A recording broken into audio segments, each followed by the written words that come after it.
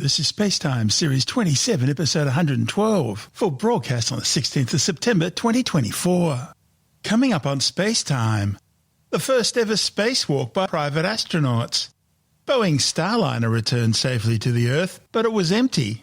And the asteroid that created a spectacular fireball over the Philippines. All that and more coming up on SpaceTime. Welcome to SpaceTime with Stuart Gary.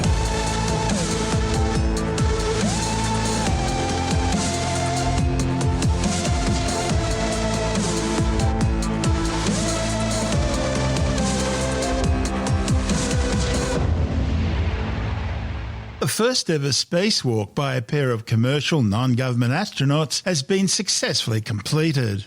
The mission, using a SpaceX Dragon capsule, was launched aboard a Falcon 9 rocket from the Kennedy Space Center in Florida on a flight designed to monitor radiation exposure levels. T-minus 10, 9, 8, 7, 6, 5, 4, 3, 2, 1. Ignition, and go Falcon, go Polaris. Copy, 1 Alpha. Vehicle is pitching downrange. Stage 1 propulsion is nominal. T plus 35 seconds into the Polaris Dawn mission, flying crew on board Dragon and Falcon 9 to new heights. Power and telemetry nominal. And we're throttling down in preparation for max Q. Next call out, the vehicle supersonic. Got the Falcon Polaris 9 Dawn is crew. supersonic, max Q. We're throttled back throttle up to power. 1 Bravo. And we heard the call out, 1 Bravo. Copy, 1 Bravo. That just tells the crew what would happen should they need to initiate anything. But right now, everybody making nominal call-outs on Falcon 9. Impact chill is underway. The announcement lets us know we've begun the final chill of the second stage engine in preparation for its activity coming up at about T plus 2 minutes and 40 seconds. 2 minutes into flight, everything continues to look good. We'll have, in half a minute, 3 major activities: shutdown of the 9 Merlin 1D engines, stage separation, throttle down, and then ignition of the second stage engine. Throttle down, we're holding a constant acceleration now for the crew just below 4 Gs. See, we're coming up 70 kilometers, preparing for MECO. main engine cut off. 2 Alpha. Stage separation confirmed. Copy, ignition. As you can tell by the cheers behind us, the first stage booster now on its way to attempt landing on Just Read the Instructions. The first stage has not yet reached its apogee. Now 3.5 minutes into the Polaris Dawn mission. First stage continuing to make its way up to its apogee. We'll see that altitude begin to slow down. Dragon SpaceX trajectory nominal. Great news there, indicating Dragon copy. that the second stage trajectory is looking good. Now the grid fins have deployed on the first stage. Once again, booster is attempting to land on our drone ship, Just Read the Instructions. Now the next event coming up will be the entry burn, taking place around T plus 7.5 minutes. This burn will utilize 3 of the engines on the first stage. That helps to slow the booster down as it re-enters the Earth's atmosphere. Dragon SpaceX trajectory nominal. Dragon copies. Following the entry burn, we will see the landing burn, and that'll be around T plus 9 minutes. That one will be just a single engine burn, and that will bring the booster down for a soft landing on our drone ship. Around the same time as that, we expect to see Dragon injected into orbit. Everything continuing to look good for second stage there. The crew settling Dragon quite... SpaceX trajectory nominal. Dragon copies. Crew seems pretty comfortable there at T plus 6 minutes. They're at about 4 Gs, and everything looks good. First stage continuing its descent back down to planet Earth. Everything continuing to look great with the second stage engine burn there, as well as the Dragon SpaceX trajectory nominal. Dragon copies. We're about 30 seconds away from the first stage entry burn. This is the first of 2 burns that the first stage will perform, designed to help reduce the amount of drag experienced by the first stage.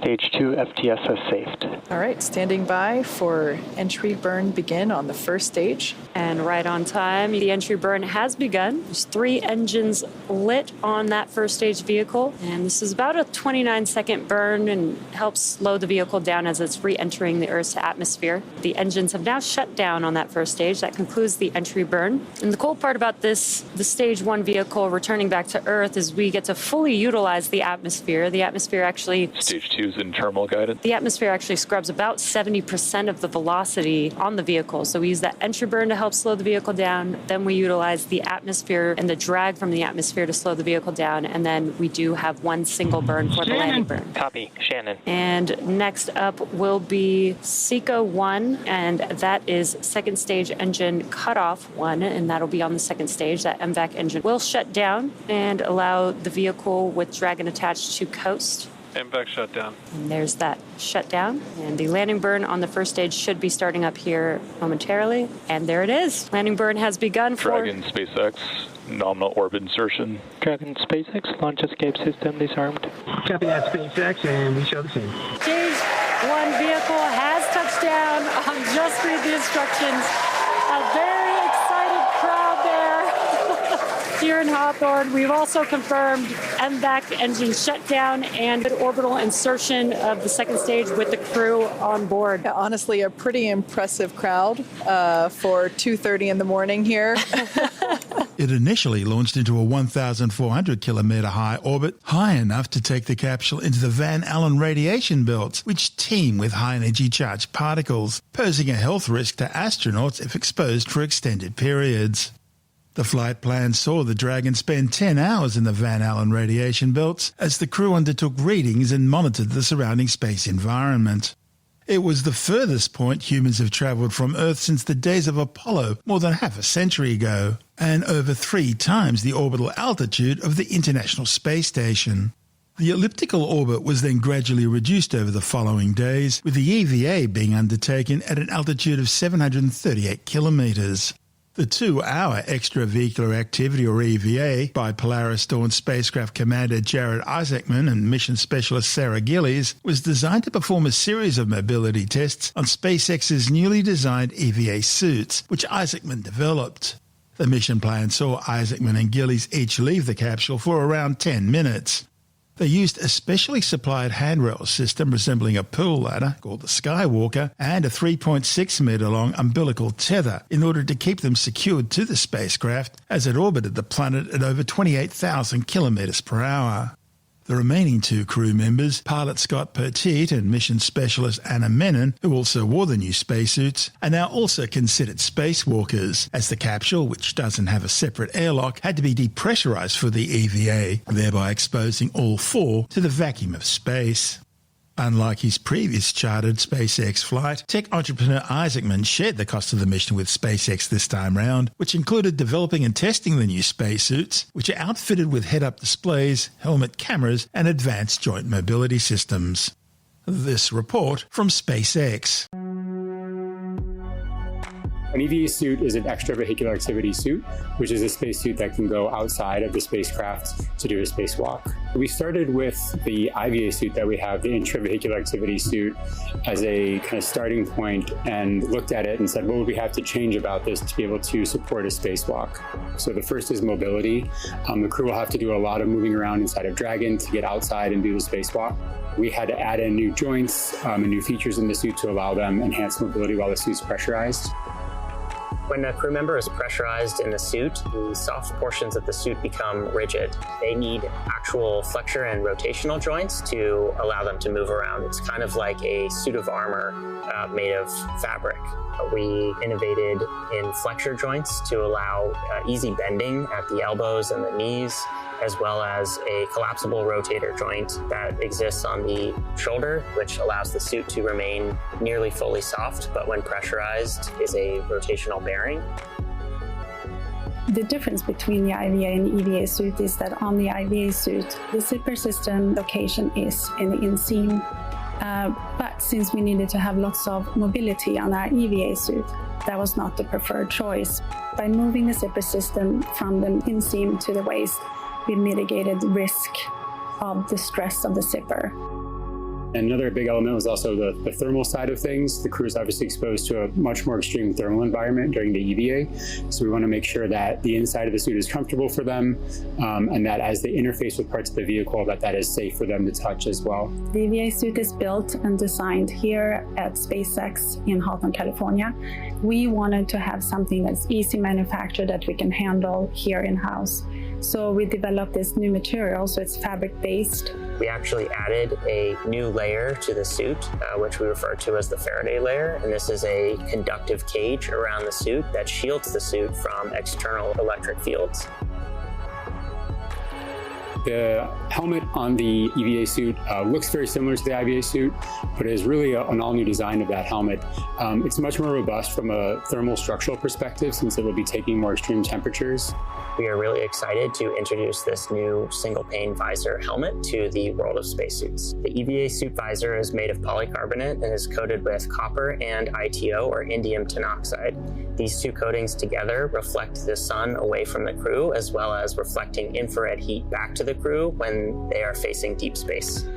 Our suit has a HUD, or heads-up display, which is a small display screen in the helmet, which is transparent, which allows the crew to see through the display to have unfettered access during their EVA, but it also provides critical telemetry to the crew, so pressure, temperature, relative humidity. We're trying to improve the technology and streamline it in one way, and at the same time, we're also trying to get it more and more manufacturable with each generation. The ultimate goal is that you can put on a spacesuit and go out and get work done anywhere in the solar system and not feel like you're wearing anything more than you normally wear every day. The 5-day mission had been delayed by 2 weeks, firstly due to technical issues with the launch tower, and then poor weather forecasts affecting the splashdown site off the coast of Florida. Polaris dawns the first of 3 missions under a joint Isaacman-SpaceX Polaris program. The final mission is slated to be the first manned flight of SpaceX's Starship prototype, the interplanetary transport system SpaceX is developing as the key to future Martian colonization. This is SpaceTime. Still to come, Boeing Starliner returns safely to Earth, and an asteroid creates a spectacular fireball as it enters Earth's atmosphere over the Philippines. All that and more still to come on SpaceTime.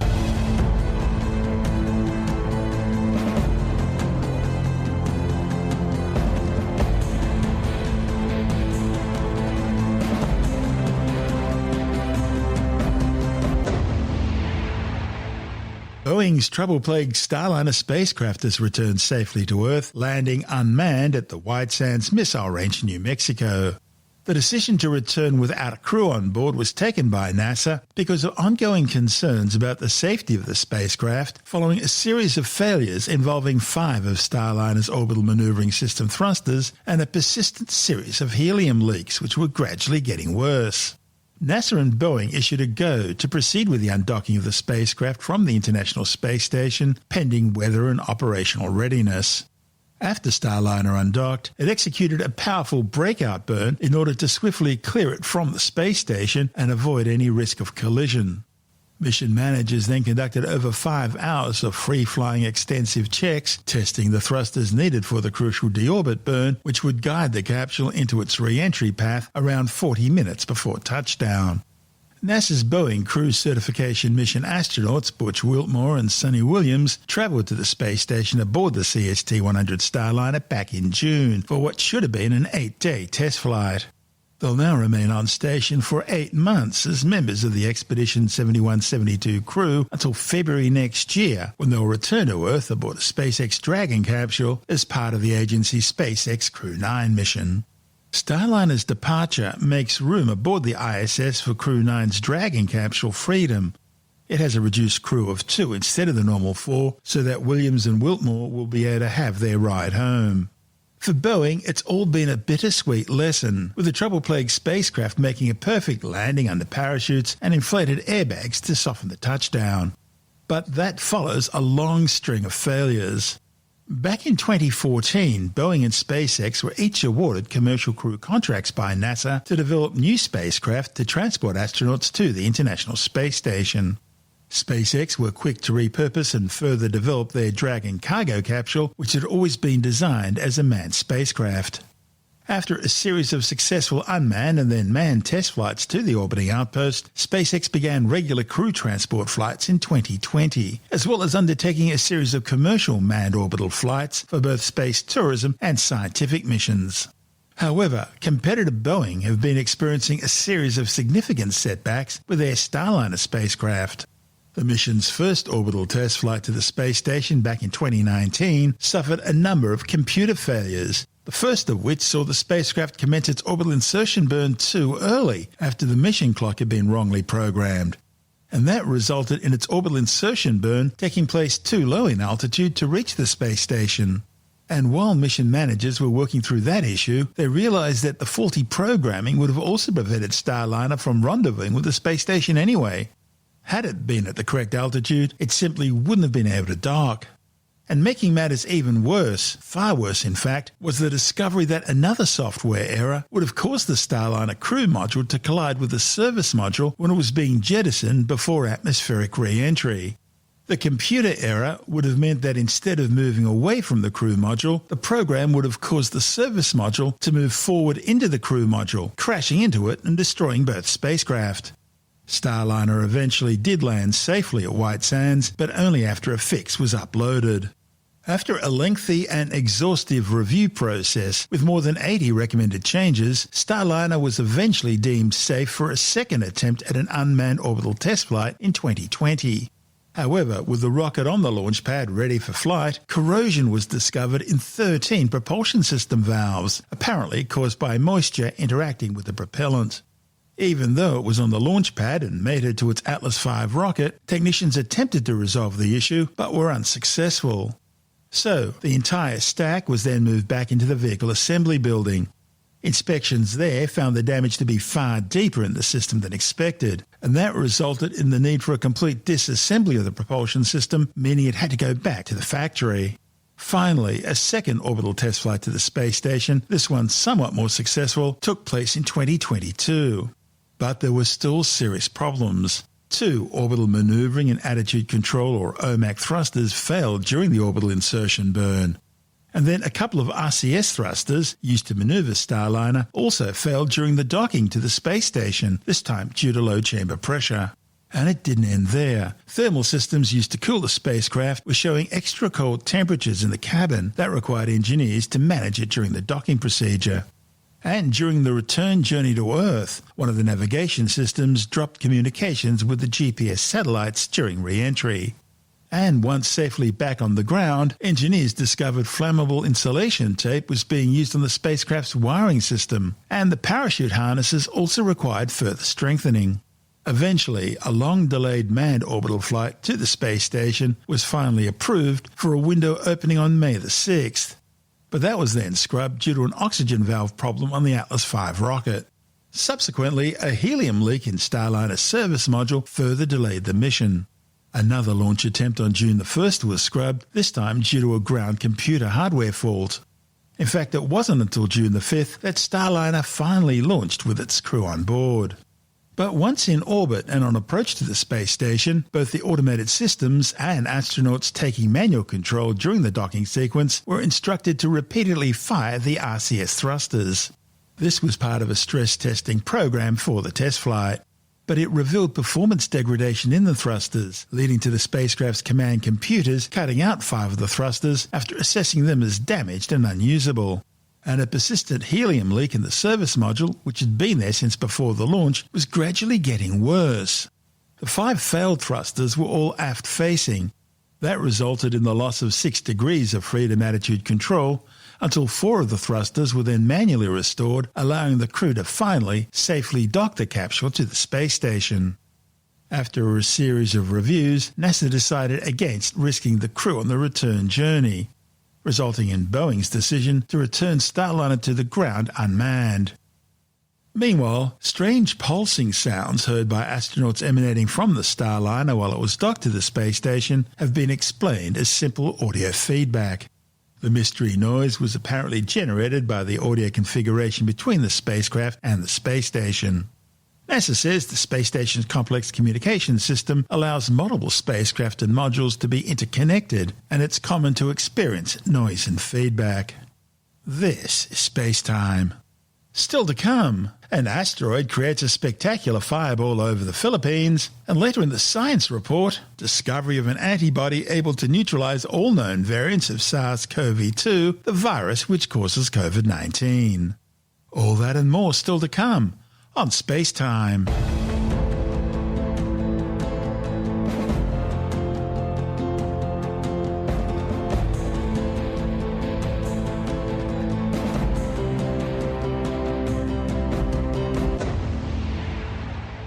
Residents in the Philippines have been treated to a spectacular celestial light show as a small asteroid ripped into Earth's atmosphere, burning up during its entry. The bright green fireball didn't cause any harm to people or damage to buildings on the ground, but it did brighten up the skies above the western Pacific Ocean near the Philippines island of Luzon. Astronomers first detected the object just 8 hours before its fiery atmospheric entry. The asteroid, designated as 2024 RW1, was discovered by the Catalina Sky Survey, which is operated by the Stuart Observatory near Tucson, Arizona. The NASA-funded project is run by the University of Arizona as part of the Spacewatch program. It scans the skies looking for potentially hazardous near-Earth objects. The European Space Agency says this was only the 9th asteroid ever detected before entering Earth's atmosphere. Astronomers quickly determined that it was going to hit the Earth, but at just a metre in diameter wasn't likely to survive its fiery journey through Earth's atmosphere. Asteroids the size of 2024 RW1 enter Earth's atmosphere roughly once every 2 weeks on average. However, astronomers rarely see them coming because of their diminutive size. The last such cosmic encounter was back in January. That's where NASA scientists spotted a similar-sized asteroid labelled as 2024 BX1 some 3 hours before it entered the atmosphere and exploded in the skies above Berlin. That asteroid did make scientific headlines because it was the fastest spinning asteroid ever seen. Small fragments of meteors often reach the Earth's surface after being shattered in airbursts, and astronomers were able to retrieve several fragments from January's Berlin asteroid airburst. From this, they were able to determine that it was a rare Albright asteroid, possibly up to 4.6 billion years old, making it as old as the solar system. However, the Philippines asteroid's origins are likely to remain a mystery. That's because it airburst over the ocean, and any surviving fragments would have fallen into the sea. However, astronomers should be able to retrace the asteroid's trajectory towards the Earth, and that could reveal some more clues about its origins. This is SpaceTime.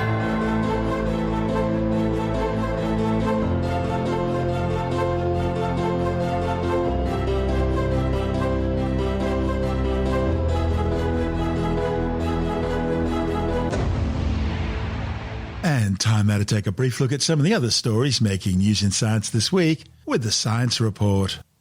Researchers at the University of Texas at Austin have discovered an antibody which is able to neutralize all known variants of SARS-CoV-2, the virus which causes COVID-19. The findings, published in the journal Cell Reports Medicine, also claims the antibody, called SC27, can also target more distantly related SARS-like coronaviruses which infect other animals. As part of a new study on hybrid immunity in the virus, the large multi-institutional research team discovered and isolated a broadly neutralizing plasma antibody known as SC27 from a single patient.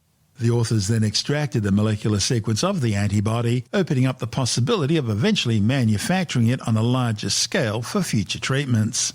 During the more than 4 years since the discovery of COVID-19, the virus that causes it has evolved rapidly. And that's been the problem.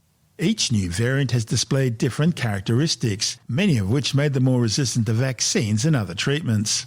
The protective antibodies bind to a part of the virus called the spike protein. It's this spike protein which acts as an anchor point for the virus in order to attach to and infect cells in the body. By blocking the spike protein, the antibodies prevent this interaction and therefore prevent the infection. The World Health Organization says over 7 million people have been killed by the COVID-19 coronavirus since it was first detected among workers at China's Wuhan Institute of Virology back in September 2019. However, a report in the Lancet Medical Journal estimates the true death toll from COVID-19 likely to be above 18 million, with over 775 million confirmed cases globally. A new study claims that while some species of pterosaurs would flap their wings in order to stay airborne, others would simply soar. Certain birds have the ability to flap their wings to start their flight, and they only need to flap occasionally once they're in the air in order to keep them in a stable position. That's what researchers refer to as soaring. Now, a report in the journal Vertebrate Paleontology has found remarkable and rare three-dimensional fossils of 2 different large-bodied pterosaur species which are in such good condition scientists could scan the internal structure of their 10-metre wingspan bones. They found that there were a series of ridges and spirals up and down the bones of one of the behemoths that resemble the structure of vulture wing bones, which suggests that these reptiles could also soar in a similar fashion. Scientists have discovered that almost half of all cats enjoy playing fetch with their human companions. The findings, reported in the journal PLOS ONE, are based on a survey of pet owners that included more than 8,000 cat owners and nearly 74,000 dog owners. Researchers asked the survey participants whether their pet would sometimes, frequently or always chase a toy that they had thrown. While 78% of dog owners said their dogs loved to play fetch, 41% of cat owners said their kitty cats also enjoyed the game. They found that in both cats and dogs, females, older pets and those with health problems were less likely to participate. And the authors found that cats were more likely to play fetch if they lived indoors. Scientists at Monash University have developed a new set of guidelines for assessing research integrity in scientific publications.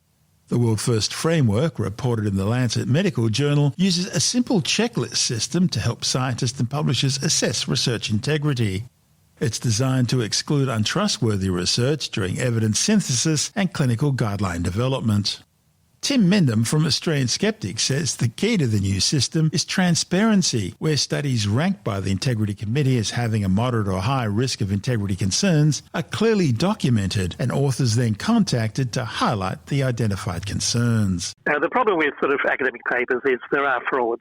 There might be accidental frauds, there might be mistakes, honest mistakes or whatever, or sometimes they can be totally misleading and on purpose. And the issue is how to spot them and what to do about them. A recent study suggested there might be as many as 10,000 research articles retracted during 2023, and they retracted for various reasons. One mainly that they're wrong, or there's various procedural problems with them, or concerns generally. So, they're not all fakes, but there might just be a paper that needs more work and shouldn't have been published. So 10,000 is quite a lot. There's a lot of papers published every year. So the issue is keeping track of them and what to do if and when you see them. So a group from a Australian university, Monash University in Melbourne, has prepared a set of what they call integrity guidelines for publications, for the research institutions, for researchers themselves to use to weed out those papers that might not be absolutely perfect. They have suggested over their research, many as perhaps even more than 25% of clinical trials, and this is mainly medical areas we're looking at, 25% of clinical trials have clinical guidelines that may not be trustworthy. That's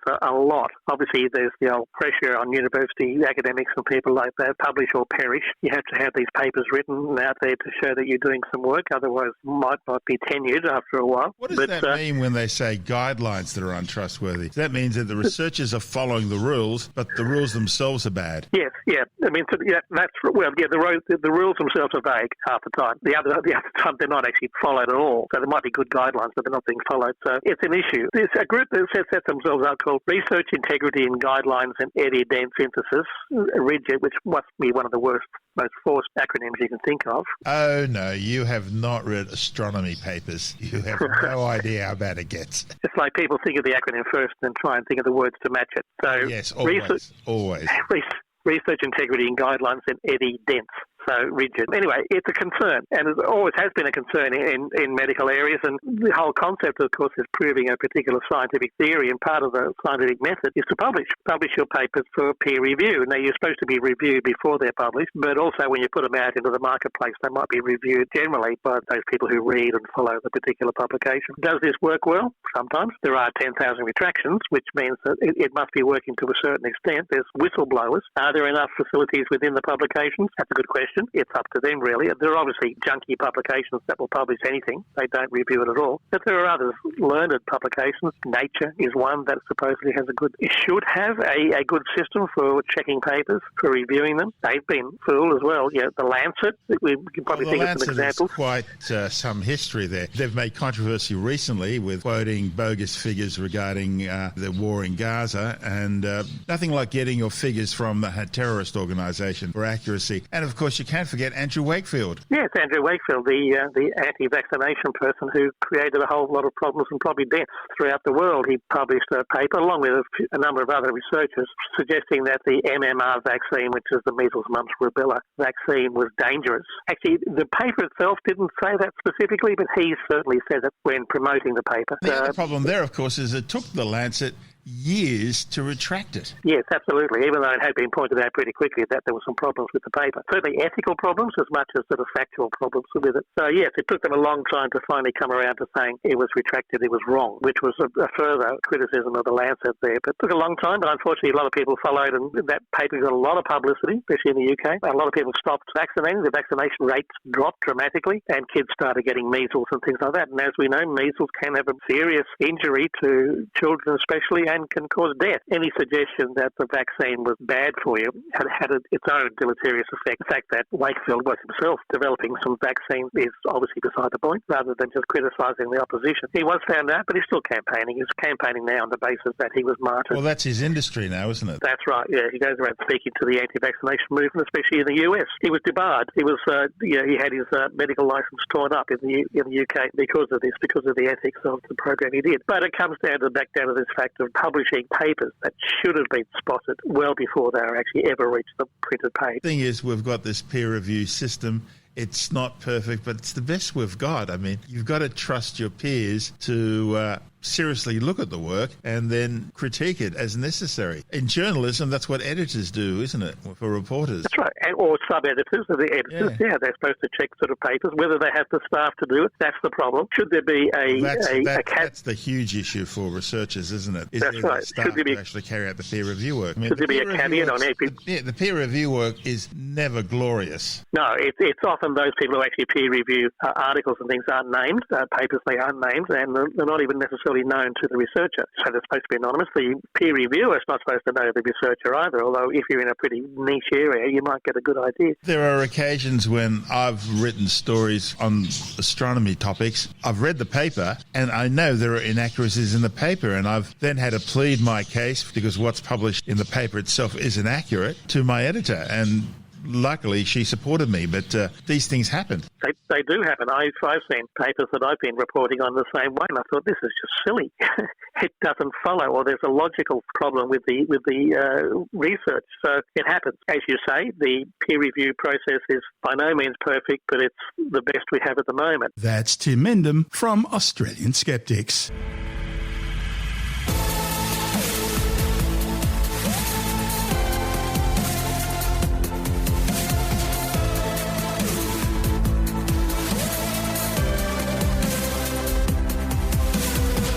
That's the show for now.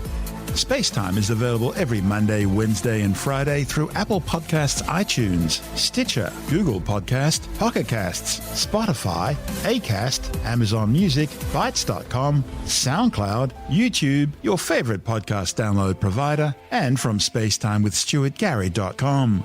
SpaceTime's also broadcast through the National Science Foundation on Science Zone Radio and on both iHeartRadio and TuneIn Radio. And you can help to support our show by visiting the SpaceTime store for a range of promotional merchandising goodies, or by becoming a SpaceTime patron, which gives you access to triple-episode commercial-free versions of the show, as well as lots of bonus audio content which doesn't go to air, access to our exclusive Facebook group, and other rewards. Just go to spacetimewithstuartgary.com for full details. And if you want more SpaceTime, please check out our blog, where you'll find all the stuff we couldn't fit in the show, as well as heaps of images, news stories, loads of videos, and things on the web I find interesting or amusing. Just go to spacetimewithstuartgary.tumblr.com. That's all one word, and that's Tumblr without the E. You can also follow us through @StuartGary on Twitter, @SpaceTimeWithStuartGary on Instagram, through our SpaceTime YouTube channel, and on Facebook, just go to facebook.com/SpaceTime with Stuart Gary. You've been listening to SpaceTime with Stuart Gary. This has been another quality podcast production from Bytes.com.